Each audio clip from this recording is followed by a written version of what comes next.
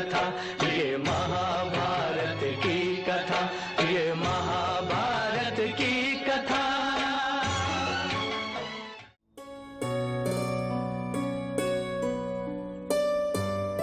आप सबको मेरा प्रणाम और हार्दिक अभिनंदन। आप जुड़े हुए हैं विश्व शांति दर्शन से और सुन रहे हैं महाभारत काल की कुछ अनकही कुछ अनसुनी कहानियाँ। चैनल के अधीष्ट हैं विश्वधर्मी प्रोफेसर डॉक्टर विश्वनाथ दा कराड। आज सुनते हैं विराट नरेश के बहनोई कीचक की कहानी का दूसरा भाग और कैसे हुआ था उसका वध।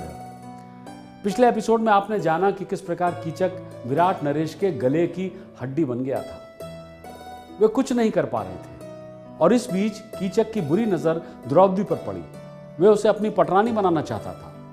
चूंकि वो पांडव के अज्ञातवास का दौर था, इसलिए वे भी असहाय थे।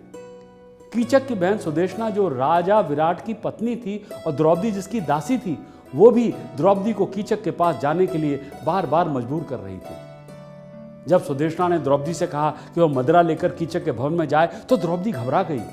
उसने महारानी से कहा कि उसके 5 गंधर्व पति हैं और वो एक विहाता स्त्री है। उसका इस प्रकार किसी पुरुष के कक्ष में जाना उचित नहीं है। किंतु सुदेशना ने उसे समझा बुझाकर कीचक के पास जाने को कहा। चूंकि द्रौपदी उस समय दासी थी और रानी की आज्ञा उल्लंघन नहीं कर सकती थी, अतः उसे कीचक के पास जाना ही पड़ा। उसे देखकर कीचक ने उससे मीठी बातें करके उसे अपने अनुकूल करना चाहा, किंतु द्रौपदी उसका आशय समझ गई। वो तत्काल उसके कक्ष से भाग गई। इधर कीचक भी द्रौपदी के कारण अपनी सुध-बुध खो बैठा था।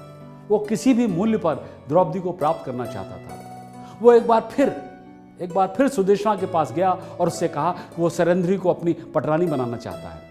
सुदेशना ने सोचा कि इससे तो सरेंद्री का भाग्य खुल जाएगा और इसलिए उसने एक बार फिर द्रौपदी को कीचक के पास जाने की आज्ञा दी। द्रौपदी ने उसे बहुत समझाया, बहुत मिन्नत की, किंतु अंततः एक बार फिर उसे कीचक के पास जाना ही पड़ा। इस बार कीचक अपनी सारी मर्यादाएं पार कर गया और द्रौपदी को बलात् प्राप्त करने का उसने प्रयास किया। द्रौपदी किसी प्रकार अपने प्राण बचाकर सीधे महाराज विराट के दरबार पहुंची और उसके पीछे पीछे कीचक भी वहां पहुंचा।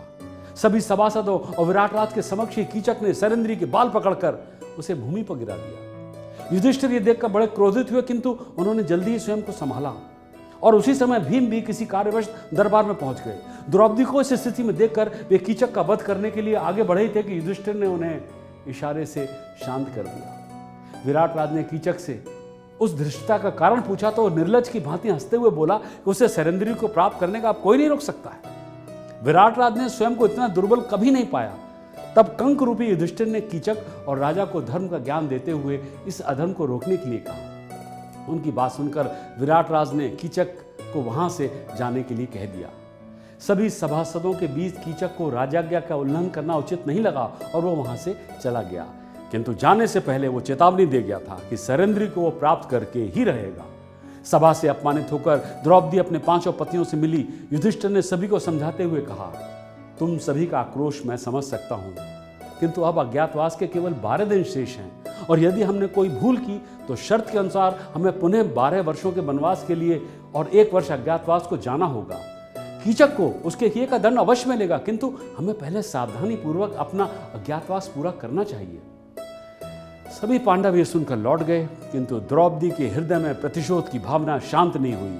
वो जानती थी कि युधिष्ठिर की आज्ञा का कोई भी भाई उल्लंघन नहीं करेगा। सारे भाइयों में केवल भीमसेन ही ऐसे थे जो किसी प्रकार के अंकुश को नहीं मानते थे। अतः वो रात्रि के समय भीम के पास गई और भीम पर गिरकर विलाप करने लगी, रोने लगी। अपनी प्रिय पत्नी को उस दशा में देखकर भीमसेन को बड़ा कष्ट हुआ। उन्होंने द्रौपदी को उठाया, उसके आंसू पहुंचे। क्रोध के कारण उनका चेहरा रक्तम हो गया था, लाल हो गया था। उन्होंने कहा, हे पांचाली, भ्राता युधिष्ठिर के भाले, मेरी गदा और अर्जुन के गांडीव और नकुल सहदेव की खड्ग का को धिक्कार है। वो पापी कीचक तुम्हारा स्पर्श कर अभी तक जीवित है, यह मुझसे सहन नहीं होता है। किंतु क्या करूं, बड़े भाई की आज्ञा ने बांध रखा है, अन्यथा कीचक का तो मैं वहीं राजसभा में वध कर देता।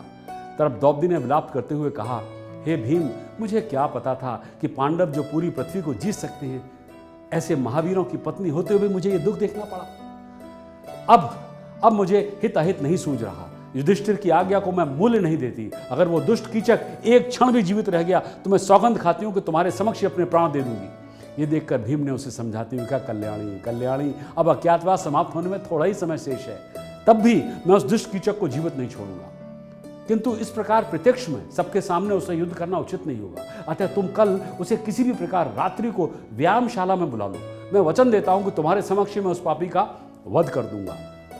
भीम के इस प्रकार समझाने पर द्रौपदी जानबूझकर कीचक के पास गई और उससे कहा, हे वीर, वास्तव में विराट नगर में तुम्हारा विरोध करने का दुस्साहस कोई नहीं कर सकता।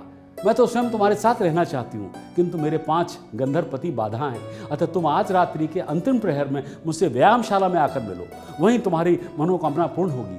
कीचक ने जब ये सुना तो उसकी प्रसन्नता की सीमा नहीं रही। वो मदिरा पान करके रात्रि के अंतिम प्रहर में व्यायामशाला पहुंचा, जो नगर के बाहर था। वहां भीम द्रौपदी की ओढ़नी पहनकर पहले ही बैठा था और द्रौपदी दीवार की ओर से सब देख रही थी। नशे में धुत कीचक ने जैसे ही भीम को छुआ, उन्होंने उस पर भीषण मुष्टि प्रहार किया, जिससे कीचक दूर जा गिरा और उसका सारा नशा हिरन हो गया, खत्म हो गया, समाप्त हो गया। जब कीचक ने भीम को अपने समक्ष देखा तो आश्चर्यचकित रह गया। अब दोनों में भीषण मल्ल युद्ध छिड़ गया। दोनों समान रूप से बलशाली थे और उनके प्रहारों से व्यायामशाला टूटने फूटने लगी। भयानक कोलाहल मच गया, किंतु वहां सुनने वाला कौन था? उन दोनों के बीच वो युद्ध पूरे 1 प्रहर तक चलता रहा और फिर अंततः कीचक भीम के हाथों मारा गया। वो उसके बल को पार नहीं पा सका। भीम के कहने पर द्रौपदी ने सबसे कह दिया कि उसके कुचेष्टा करने के कारण ही उनके गंधर्व पतियों ने कीचक का वध किया है। इस प्रकार एक दुराचारी से भीम ने प्रजा को मुक्ति दिलाई। कीचक के मारे जाने पर रानी सुदेशना बड़ी भयभीत हुई और उसने द्रौपदी से कहा कि वहां से चली जाए, किंतु द्रौपदी ने उससे प्रार्थना करते हुए कहा कि केवल 7 दिन उसे उस भवन में रहने दे, उसके बाद वो चली जाएगी। इस डर से कि उसे निकालने से उसके गंधर्वपति उनका अहित न कर दें, सुदेशना ने उसे वहीं रहने की आज्ञा दी। और आगे का इतिहास तो हम सभी जानते हैं। तो ये थी महाभारत काल की कहानी, कैसे हुआ था कीचक का वध। अगली बार फिर प्रस्तुत होगी महाभारत की ऐसी ही कोई अनसुनी अनकही कहानी। सब्सक्राइब कीजिए, साझा कीजिए और विश्वास बनाए रखिए विश्रांति दर्शन में।